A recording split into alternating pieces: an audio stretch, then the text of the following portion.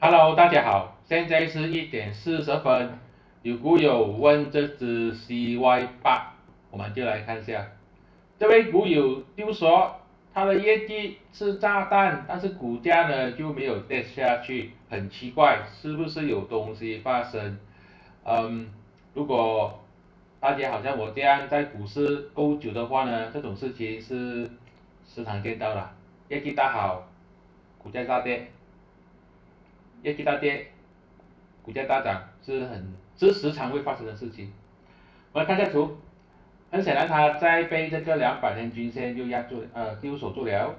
这边看到有两个牛指标，现在呢，它要去挑战这一个阻力线0.78，零点七八就是它之前的这个前高阻力，它的这个筹码阻力线、指示线才是在压住它。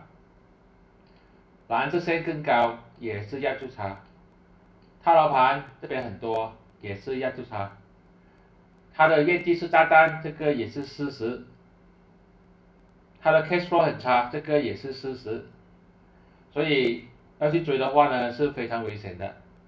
个人认为，只有它突破这一条线0.78的时候是可以追的，因为突破呢就是一个 higher high 啊，这个就是延续这个上升趋势。没有突破0.78，看看就好了，看看有没有机会跌回来200天均线0.6364的时候，如果它真的是跌回来，又在这个200的均线弹上去，这个就可以买了。我宁愿等了，我是突破这条线0.78，中间呢就不用记了，继续观察。这是我的个人看法，并没有任何的买卖建议，谢谢大家。